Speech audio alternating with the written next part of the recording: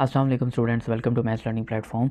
आज हम एक्सरसाइज 4.2 की टाइप नंबर 3 की फॉर्म जो बी फॉर्म है उससे रिलेटेड जो है क्वेश्चन सॉल्व करेंगे। जैसा कि आपको मैंने प्रीवियस वीडियो में बताया कि टाइप नंबर 3 की जिसमें हमने ए फॉर्म जो है वो डिस्कस की थी, जिसमें मैंने आपको बताया कि दोनों ब्रैकेट्स में आपके पास क्या आएगा, क्वाड्रेटिक फैक्टर्स आएंगे। क्वाड्रेटिक फैक्टर्स मीन उसकी जो हाईएस्ट पावर होगी वेरिएबल की वो कितनी होगी, 2 होगी। और उसमें एक्स स्क्वायर और एक्स स्क्वायर वाली यानी पावर 2 और पावर 1 वाली जो टर्म्स हैं वो क्या होंगी, सेम होंगी, जिसको आप लेट करके आगे कंटिन्यू करेंगे। अच्छा, इसमें क्या होगा, इसमें थोड़ा सा आगे चल के वही टाइप हमारे पास दोबारा से बनेगी। आप यहाँ पे नोट करेंगे उस चीज़ को। तो अच्छा, यहाँ पे आपके पास क्या होंगी, 4 लीनियर एक्सप्रेशंस, मतलब लीनियर ब्रैकेट्स आएंगी 4। ये देखें, लीनियर का मतलब है कि जो भी आपके पास अननाउन होगा या वेरिएबल होगा उसकी पावर क्या होगी, 1 होगी। लेकिन अब यहाँ पे आपने पेयरिंग करनी है। पेयरिंग करने का मतलब है कि उन कोई सी 2 ब्रैकेट्स को एक साथ लिखना है और कोई सी 2 ब्रैकेट्स को एक साथ लिखना है। ठीक है, अब पहले तो मैं आपको ये बता देता हूँ कि अगर आपके पास टोटल 4 ऑब्जेक्ट हों और मैं आपको कहूँ कि इनकी पेयरिंग बनाएं, तो आप कहेंगे सर फर्स्ट पेयरिंग ये है कि 1 और 2 को एक साथ लिख दें और 3 और 4 को एक साथ लिख दें। सेकंड पेयरिंग ये आप बोलेंगे 1 और 3 को एक साथ लिख दें, 2 और 4 को एक साथ लिख दें। इसी तरह 1 और 4 को एक साथ लिख दें या फिर 2 और 3 को एक साथ लिख दें। तो ये 3 डिफरेंट वे से आप इनकी अरेंजमेंट कर सकते हैं, ये चारों ब्रैकेट्स की। ठीक है, तो वो कैसे पता चलेगा क्या जो है अरेंजमेंट होगी। अच्छा, यहाँ पे ना आपकी बुक पे सिर्फ और सिर्फ ये लिखा हुआ है, तो आप इसके ज़रा आगे ऐड कर लें कि वेयर ए प्लस बी का जो आंसर है वो सी प्लस डी, यानी आपने उन 2 ब्रैकेट्स को एक साथ लिखना है जिनके कांस्टेंट को आप सोल्व करें और दूसरे वाली ब्रैकेट्स के कांस्टेंट को सोल्व करने से आंसर सेम है। यहाँ पे मैं इसको, हो सकता है जो मैंने बोला है वो आपको समझ नहीं आया, इस चीज़ को हम यहाँ पे अप्लाई करके देखेंगे। मैं सारा फ़र्क भी करूँगा यहाँ साइड पे। ठीक है, तो ये देखें, प्लस का 2 और माइनस का 3, इसको मैं सोल्व करूँगा, क्या आंसर आ रहा है, -1। इन दोनों को ज़रा सोल्व करें, +5 + 10 कितना आ रहा है, 15। इसका मतलब ये जो अरेंजमेंट लिखी हुई है ना, ये गलत है। अच्छा, अब अगर मैं इसके साथ इस ब्रैकेट के साथ ये वाली ब्रैकेट लिखना चाहूँ, तो फिर ये दोनों जब करीब करीब एक दूसरे के लिखे जाएंगे तो +2 और +5 बनेगा, जो कि +7 बन रहा है। और इन दोनों को फिर एक दूसरे के करीब लिखेंगे, जो कि -3 + 10 बन रहा है। तो अब देखें, दोनों के जो आंसर हैं वो क्या आ रहे हैं, सेम आ रहे हैं। ठीक है, कॉन्स्टेंट्स के। तो इसका मतलब ये कौन सी अरेंजमेंट बनी, मैंने फर्स्ट के साथ किसको लिखा, 3, तो इस अरेंजमेंट से ये क्वेश्चन सॉल्व होगा, ये वाली अरेंजमेंट से, कि फर्स्ट ब्रैकेट के साथ किसको लिखना पड़ेगा, थर्ड ब्रैकेट को, और सेकंड ब्रैकेट के साथ किसको लिखना पड़ेगा, फोर्थ ब्रैकेट को। आई होप कि ये जो रफ फ़र्क मैंने आपको समझाया ये अच्छे से आपको समझ आई होगी। तो स्टार्ट करते हैं, हम इसको अरेंज करते हैं पहले इसको।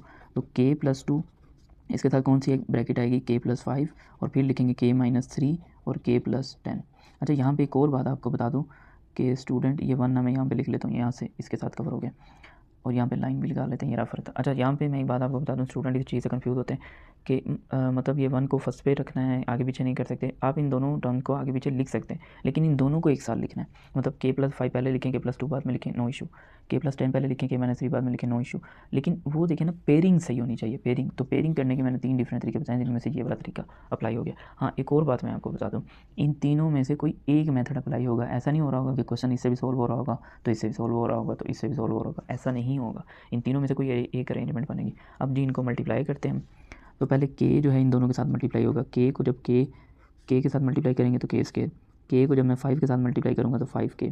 फिर 2 को के साथ करेंगे तो 2k।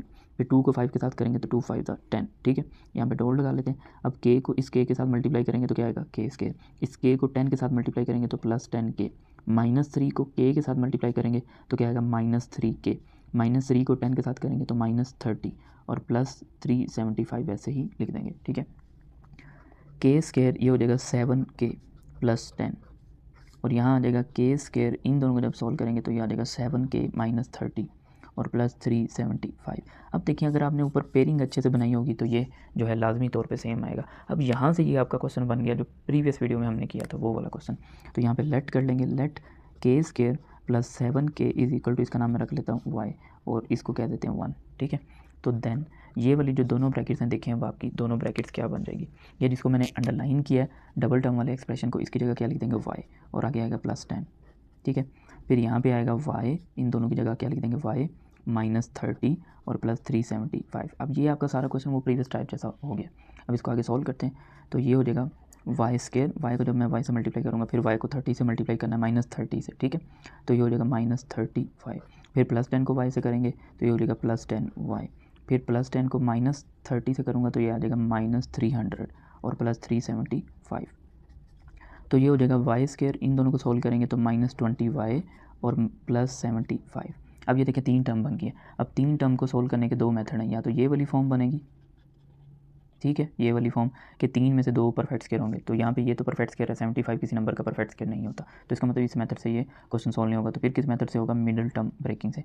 जब भी आपके पास फैक्टराइजेशन आप कर रहे हैं तो 3 टर्म्स आई हैं, तो ये मेथड अप्लाई होगा, ये ठीक है, ज़्यादातर यही होता है। ठीक है, अब देखिए ज़रा फर्स्ट टर्म क्या है, इसका कोफिशिएंट फर्स्ट टर्म क्या है वाई स्क्वायर, इसका कोफिशिएंट क्या है 1, 1 को आप मल्टीप्लाई कर दें 75 से तो नंबर आ गया 75। अब ये 75 वो नंबर है जिसके हमने बनाने हैं फैक्टर्स।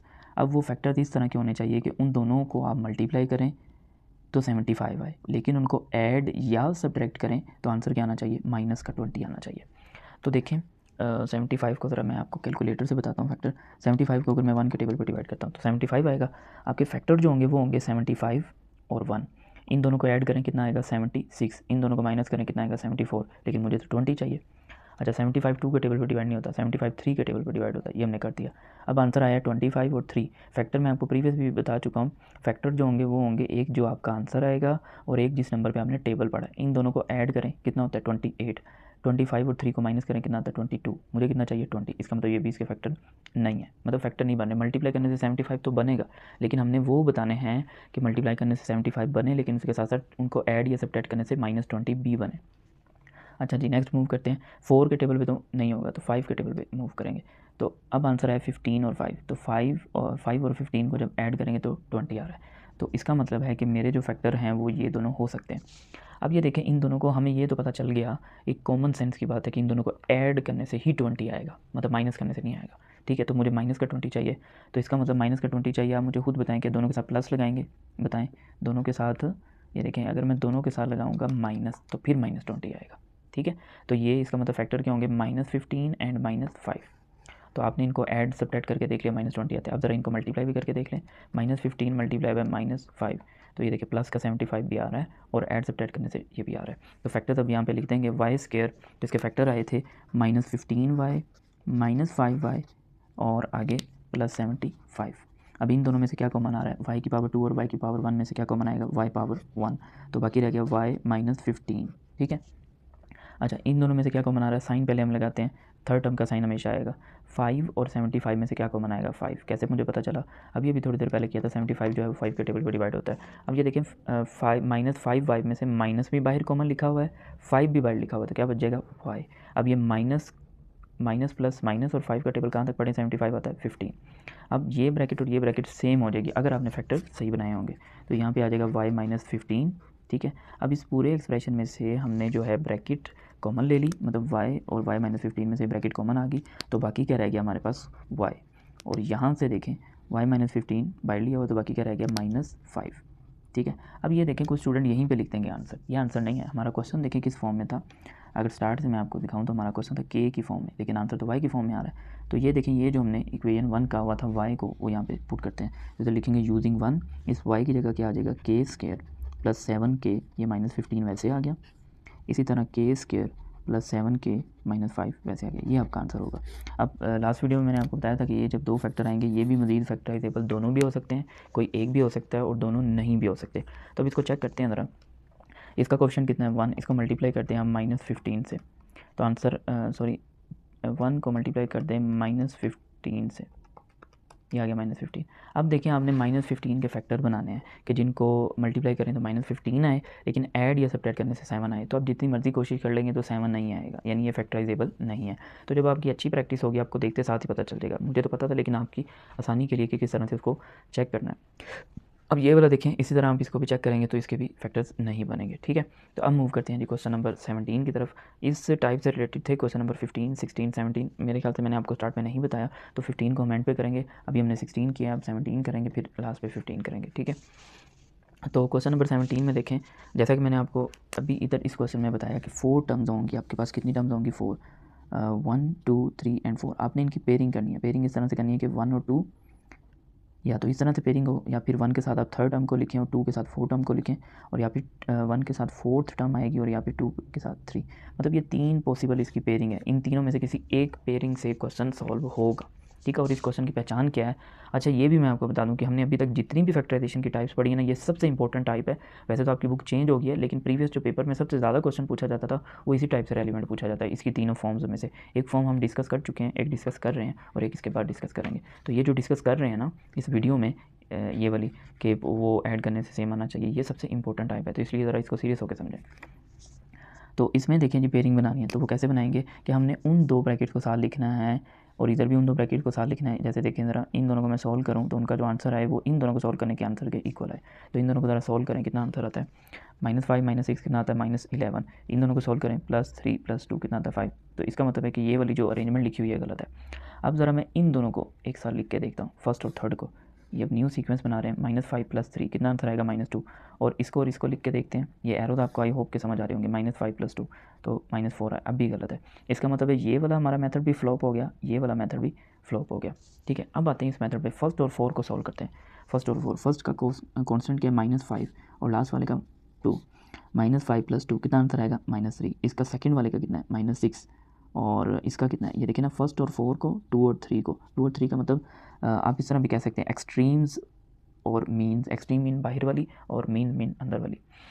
तो -6 + 3, तो देखिए -3। इसका मतलब है कि इस क्वेश्चन को सॉल्व करने के लिए मुझे कुछ चीज़ की अरेंजमेंट ऐसी लिखनी पड़ेगी। x - 5 के साथ मुझे लिखना पड़ेगा x + 2 को, और x - 6 के साथ लिखना पड़ेगा x + 3 को, और 12 वैसे रहेगा। यानी ये वाली अरेंजमेंट से ये क्वेश्चन सॉल्व होगा। ठीक है, किस तरह से ये सारी अरेंजमेंट बनाई इन डिटेल आपको मैंने बता दिया। बेसिकली ये फर्स्ट स्टेप ही डिफिकल्ट होता है यहाँ पे। अब इसको मल्टीप्लाई करेंगे, x को पहले मैं इन दोनों से मल्टीप्लाई करूँगा। जब मैं x को मल्टीप्लाई करूँगा इस x से तो x स्क्वायर रहेगा, x को मल्टीप्लाई करूँगा इस 2 से तो 2x आएगा, -5 को मल्टीप्लाई करूँगा इस x से तो -5x आएगा, इस -5 को मल्टीप्लाई करूँगा +2 से तो -10 आएगा। अब इस x को अगर मैं मल्टीप्लाई करता हूँ इस x के साथ तो क्या आएगा? x²। x को अगर मैं मल्टीप्लाई करता हूँ इस +3 के साथ तो आ जाएगा +3x। -6 को x के साथ मल्टीप्लाई करेंगे तो -6x आएगा। -6 को यहाँ पे भी शायद पता नहीं मैंने 6 को 3 बोल दिया है, तो वो आप देख लीजिएगा। -6 को जब मल्टीप्लाई करेंगे +3 के साथ तो -18 आ जाएगा और +12 आ जाएगा। अब इसको सोल्व करते हैं। x के इन दोनों को सोल्व किया तो कितना आएगा? -3x -10, और इधर इन दोनों को भी सोल्व करेंगे तो -3x -18 +12। ठीक है, अब देखिए अगर आपने सही किया होगा तो ये दोनों की दोनों जो टर्म्स होंगी ये क्या आएंगी? सेम आएंगी। तो अब हम इनको लेट कर लेते हैं। x² - 3x = y, और इसको मैं कह देता हूँ 1। तो देन अब देखें कि क्या होगा नेक्स्ट। अब इन दोनों की जगह मैं लिख दूंगा y - 10, और यहाँ आ जाएगा y - 18 +12। अच्छा, ये हम इस वजह से यहाँ पे लेट करते हैं ताकि ये क्वाड्रेटिक फैक्टर बन जाए। क्वाड्रेटिक फैक्टर बनने का मतलब है इस फॉर्म में आ जाए, या तो ये परफेक्ट स्क्वायर वाली फॉर्म में जिसमें 2 परफेक्ट स्क्वायर हो, या मिड टर्म से हम इसको सॉल्व कर सकें। ये क्वेश्चन ऐसे भी डायरेक्टली सॉल्व कर सकते हैं, लेकिन इस तरह थोड़ा कॉम्प्लिकेटेड हो गया। मैं थोड़ा सा आपको हिंट दे देता हूँ। ये देखें, जब आप इस ब्रैकेट को इस ब्रैकेट के साथ मल्टीप्लाई करेंगे तो 2 टर्म्स इसमें हैं और 2 टर्म्स इसमें हैं, 2 टू द 4 टर्म्स आएंगी। ठीक है, हो सकता है कोई उसमें x वाली टर्म सॉल्व हो जाए। ठीक है, तो 3 टर्म आ जाएंगी, यानी मिनिमम 3 और मैक्सिमम 4। अच्छा चलें, 4 टर्म्स आएंगी, फिर इन दोनों को भी मल्टीप्लाई करेंगे, 4 टर्म्स आएंगी, फिर 4 को 4 आपस में मल्टीप्लाई करेंगे तो 16 टर्म्स आएंगी। या फिर आप कह लें कि अगर ये x वाला सारा एक्सप्रेशन है ये भी, तो 3 इधर से टर्म आएंगी और 3 इधर से, तो 9 टर्म्स आएंगी। तो वो 9 टर्म को सोल्व करना ज़्यादा ईजी है, या इस तरह से अगर आपके पास 3 टर्म बने तो उनको सोल्व करना ज़्यादा ईजी है। ठीक है, तो इस वजह से हम लेट करते हैं ताकि ईजी हो जाए। अब y को पहले मल्टीप्लाई करते हैं इस y के साथ, y² y को -18 के साथ करेंगे तो -18y, -10 को y के साथ करेंगे -10y, -10 को -18 के साथ करेंगे +180 और +12। तो यह आ जाएगा y² -28y +192। इसके तरह फैक्टर अच्छे से देखिएगा, मुझे तो पता है लेकिन मैं डायरेक्ट नहीं लिखूँगा क्योंकि डेफिनेटली आपको समझाना है। तो y² का कोएफिशिएंट है 1 और मल्टीप्लाई बाय 192, तो आंसर आएगा 192। ठीक है, अब आपको पता है कि 192 एक बड़ा नंबर है, तो मैं बिल्कुल वो जैसे हम बच्चों की तरह करते थे 1 2 पे, तो उस तरह नहीं करूँगा। ठीक है, तो स्टार्ट करते हैं जी। ये आप देखें, सबसे पहले हम जो है 192 को मैं जो है डिवाइड करता हूँ 6 पे। ठीक है, अब आपको काफ़ी हद तक वो फैक्टर्स वाला जो सिनेरियो है समझ आ गया होगा। 192 को मैं 6 पे डिवाइड करता हूँ तो देखें आंसर है 32। अब जो हमारे फैक्टर होते हैं ना, वो होता है एक जो आंसर है वो और एक जिस पे हमने टेबल पढ़ा है। तो 32 और 6 को ज़रा ऐड करें, कितना होता है 38। 32 और 6 को माइनस करें, कितना होता है 26, लेकिन मुझे कितना चाहिए 28। अच्छा, 192 को अब मैं 9 पे डिवाइड कर देता हूँ, तो ये फ्रैक्शन में है, इसका मतलब ये इसके टेबल पर नहीं डिवाइड होता। 192 को अगर मैं 11 पे डिवाइड करता हूँ, 11 के टेबल पर होगा नहीं। 192 को अगर मैं 12 के टेबल पे डिवाइड कर देता हूँ तो आंसर आएगा 16। तो 192 को मैंने डिवाइड किया 12 के टेबल पे, तो आंसर है 16। अब देखिए 16 और 12 इन दोनों को ऐड करें तो कितना होता है 28। अब हमें ये तो पता चल रहा है कि इन दोनों फैक्टर्स को ऐड करेंगे तो 28 आएगा, लेकिन मसला ये है कि मुझे तो -28 चाहिए। तो ऐड करने के दो मेथड हैं, देखें, या तो आप दोनों के साथ प्लस लगाएं ये, और या फिर दोनों के साथ माइनस लगाएं, तो ये देखें -28। तो एक मसला तो सॉल्व हो गया कि -12 और -16 दैट इज़ इक्वल टू -28। अब ज़रा इनको मल्टीप्लाई भी करके देख लें क्या वाकई 192 आता है। -12 मल्टीप्लाई बाय -16 तो 192 भी आता है। तो इसका मतलब ये इसके फैक्टर्स होंगे। तो अब इसको लिख लेते हैं यहाँ पे हम। तो ये हमारे पास आ जाएगा y² -12y -16y प्लस 192। आपकी मर्ज़ी है, जिसको मर्ज़ी पहले लिखें, जिसको मर्ज़ी बाद में लिखें। अब इन दोनों में से क्या कॉमन आएगा, y कॉमन आ जाएगा, तो बाकी क्या रह जाएगा y -12। यहाँ पे हमेशा थर्ड टर्म का साइन जो भी लिखा होगा प्लस है तो प्लस, माइनस है तो माइनस। अच्छा 16 और 192 में से कॉमन आएगा 16, क्योंकि मुझे पता है कि 192 अभी हमने किया था, 192 को 12 के टेबल पे तो आंसर कितना आया था 16, तो इसका मतलब 16 के टेबल पे भी जाता है। बेशक आप करके देख लें, ये देखें 192 डिवाइड बाई 16, ये देखें 12 आ रहा है, तो 16 के टेबल पे कैंसिल हो रहा है। तो -16 बाहर लिखा हुआ है तो अंदर आ जाएगा y, ये माइनस और ये प्लस मिलकर क्या हो जाएंगे माइनस, और 16 का टेबल में कहाँ तक पढ़ूँ 192 है तो 12। अब ये देखें, अगर आपने फैक्टर्स अच्छे से बनाए होंगे, सही बनाए होंगे, तो लाजमी तौर पे ये जो ब्रैकेट है ये सेम आएगी y -12, और यहाँ रह जाएगा y -16। अब ये देखें कुछ बच्चे यहीं पे आंसर लिख देंगे, लेकिन ये तो y में आंसर है, हमारा क्वेश्चन किस में था x में, तो ये वाली आपने y की जगह रिप्लेस करनी वैल्यू, तो यहाँ आ जाएगा y की जगह क्या आ जाएगा x² -3x -12, और इस y की जगह भी x² -3x -16। तो ये आपका फाइनल आंसर है। और यहाँ पे भी जब आपका आंसर आएगा तो आपने मज़ीद इसको चेक करना है, इसको भी, क्या ये मज़ीद फैक्टर तो नहीं बन रहे। अब देखिए मैं आपको बता देता हूँ कि कैसे पता चलेगा। तो वो देखें ज़रा, इसका पहले का क्वेश्चन क्या है, 1 मल्टीप्लाई बाई 12 करें, मैंने साइन नहीं लिखा, ठीक है। तो 12, अब मल्टीप्लाई करने से 12 आए, लेकिन ऐड या सब्ट्रैक्ट करने से 3 आए, तो कभी भी नहीं आएगा। आप बेशक फैक्टर बना के देख लें। चले मैं 12 को 2 के टेबल पे करता हूँ, 6 आएगा, 6 और 2 को ऐड करेंगे 8, माइनस करेंगे 4, तो नहीं आ रहा। अच्छा 12 को आप 3 के टेबल पे करके देख लें, 4 और 3 को ऐड करने से भी 3 नहीं आ रहा। 12 और 6 के टेबल पे होता है, तो 6 और 2 को भी सोल्व करने से 3 नहीं आता, इसका मतलब फैक्टर नहीं बनते। अच्छा इसको चेक कर लें, फर्स्ट का कोफिशिएंट है 1 को 16 से मल्टीप्लाई करेंगे 16, तो 16 के फैक्टर बनाने हैं कि उनको मल्टीप्लाई करें 16 आए, लेकिन ऐड या सब्ट्रैक्ट करने से 3 आए, तो इसके भी फैक्टर्स नहीं बनेंगे। तो इसका मतलब यही फाइनल आंसर है। अब हम नेक्स्ट करते हैं इसी टाइप से रिलेटेड, इसी फॉर्म से रिलेटेड क्वेश्चन नंबर 15। अच्छा जी, अब इस क्वेश्चन में देखिए हम क्या करेंगे। यहाँ पे एक थोड़ा सा प्रॉब्लम हो गया है कि मैंने बोला था कि 4 ब्रैकेट्स आएंगे और वो लीनियर एक्सप्रेशन होंगे, बिल्कुल बोला था, मुझे अच्छे से याद है। लेकिन यहाँ पे देखिए इसके साथ तो कोई कांस्टेंट ही नहीं आया। तो जब यहाँ पे आपने थोड़ा सा जो है दिमाग से काम लेना है। अगर ये सिंगल लिखा हो, इसके साथ कोई भी कांस्टेंट नहीं है, तो आप इसको खुद ऐसे भी तो लिख सकते हैं ना, ये ऐसे लिख सकते हैं, ठीक है, ये आपने लिख लेना। अब मैंने आपको बताया था इसको सोल्व करने के लिए आपके पास डिफरेंट अरेंजमेंट्स होंगी, वो मैं ज़रा आपको बता देता हूँ। यहाँ पे इधर रफली हम इसको करते हैं। ये देखिए मैंने बताया था कि 4 टर्म्स होंगी, उसको सोल्व करने के ये मेथड होंगे कि आप फर्स्ट और सेकंड टर्म को एक साथ लिखेंगे और 3 और 4 को एक साथ लिखेंगे। एक मेथड ये है। सेकंड मेथड ये है कि अगर इस तरह से क्वेश्चन नहीं होता तो फर्स्ट और थर्ड को एक साथ लिखेंगे, 2 और 4 को एक साथ लिखेंगे, तो ये सेकंड मेथड हो गया। अच्छा फिर उसके बाद लास्ट मेथड था कि फर्स्ट और 4 और 2 और 3, ये टर्म्स की बात कर रहा हूँ मैं, ठीक है। तो अब देखें ज़रा, आप 0 को सॉल्व करें ज़रा -1 के साथ, तो आंसर आ रहा है -1। -3 को -4 के साथ करें -7, तो इसका मतलब ये दोनों आंसर सेम नहीं। इसका मतलब ये जो अरेंजमेंट है ये गलत लिखी हुई है। इसका मतलब ये क्वेश्चन इस अरेंजमेंट से नहीं होगा जो कि लिखी हुई है। अगर हम पहली दोनों को एक साथ सॉल्व करें और बाकी दोनों को एक साथ सॉल्व करें तो ये क्वेश्चन सॉल्व नहीं होगा, ठीक है। तो फिर हमें किस तरह से सोचना पड़ेगा, अब इस पर आते हैं। 1 और 3 को अगर लिखते हैं, 1 और 3 को, यानी कि 0 में अगर मैं -3, यानी इसको अब चेक करने लगे, अगर इन दोनों को लिखें ऐसे, तो -3 और -1 एंड -4, तो कितना आ रहा है ये -5, और ये कितना आ रहा है -3, तो ये भी अरेंजमेंट गलत होगी, ठीक है। अब आते हैं लास्ट अरेंजमेंट के कि अगर हम फर्स्ट और 4 को देखें तो फर्स्ट में कांस्टेंट कितना है 0, जहाँ पे कुछ भी कांस्टेंट नहीं होगा आपने खुद 0 लगाना है। कंफ्यूज नहीं होना कि ये क्वेश्चन गलत है या ये है वो है, हमने इस तरह का क्वेश्चन नहीं किया, बहाने नहीं ढूंढने उधर।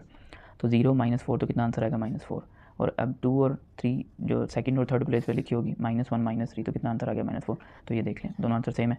इसका मतलब इसकी अरेंजमेंट आपको कुछ ऐसे लिखनी पड़ेगी, फर्स्ट ब्रैकेट के साथ लिखनी पड़ेगी लास्ट ब्रैकेट, सॉरी ये मिस्टेक हो गई, यहाँ पे माइनस आएगा, और यहाँ पे y -1 एंड y -3 और +2, ठीक है, ये इसकी अरेंजमेंट बन गई। अब आप इसको क्या कर दें, मल्टीप्लाई कर दें।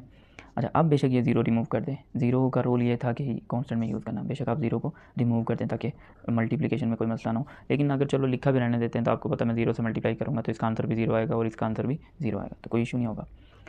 तो अब हम नेक्स्ट टाइम में इसको मल्टीप्लाई करेंगे। अभी तो मैंने फ़िलहाल वैसे लिखा, बस 0 को हटा दिया।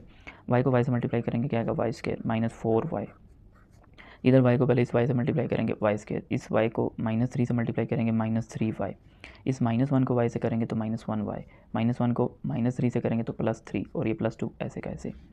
अच्छा जी, ये हो जाएगा y² - 4y और ये आ जाएगा y² - 4y + 3 + 2। अब ये देखिए, अगर आपने अच्छे से ऊपर पेयरिंग बनाई होगी तो ये लाजमी तौर पे क्या होगा, सेम होगा आपके पास।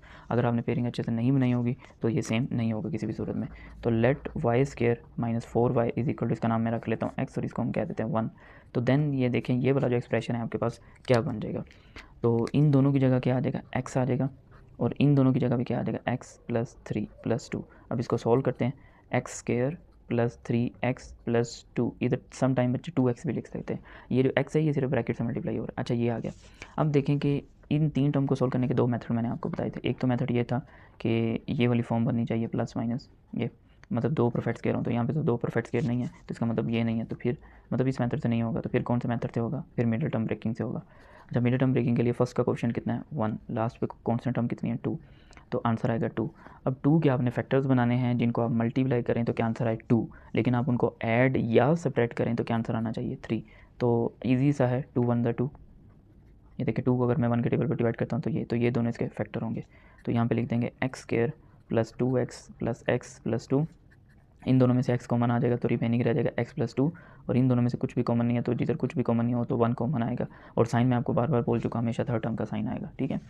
तो अब देखिए, आपने फैक्टर सही बनाए हैं तो ब्रैकेट भी सेम आई है, x + 2 और बाकी रह गया x + 1। लेकिन ये तो आंसर आ गया x में, हमारा क्वेश्चन था y में, तो ये x की जगह ये रिप्लेस कर देंगे, तो ये हो जाएगा जी x की जगह y² - 4y + 2 और यहाँ पे y² - 4y + 1। अच्छा, पिछले कुछ क्वेश्चन में भी यहाँ पे मैं नहीं लिख सका, मुझे पता है, यूजिंग 1, वो मैं आपको दिखा भी देता हूँ दोबारा, हम उधर लिख लेते हैं। ये देखिए, यहाँ पे मैंने 1 को यूज़ किया, मैंने नहीं लिखा, तो वो अभी मुझे याद आया, लिख लेते हैं यूजिंग 1, और यहाँ पे भी यूजिंग 1, मतलब आपने रेफरेंस देना है, ठीक है। तो अब ये देखें, ये जो दोनों ब्रैकेट्स आई हैं ये आपका फाइनल आंसर है, लेकिन आपको मैंने बताया था कि ये इसके मज़ीद भी जो है फैक्टर्स बन सकते हैं, ठीक है। वो चेक कर लेते हैं। ये देखें, 1 इसका कोएफिशिएंट है, 1 को 2 से मल्टीप्लाई किया, क्या आंसर आएगा 2। अब 2 के आपने फैक्टर बनाने हैं जिनको ऐड या सब्ट्रैक्ट करने से 4 आए तो कभी भी नहीं आएगा। अब आपको पता है कि 2 जो है वो 2 1 2 बस उसी के टेबल पे होगा, 1 के टेबल पे ही होगा या 2 के अपने टेबल पे होगा, तो फैक्टर इसके 1 या 2 के अलावा और नहीं आएंगे, तो जिसको सॉल्व करने से 4 नहीं आएगा, इस तरह इसके भी फैक्टर नहीं बनेंगे, ठीक है।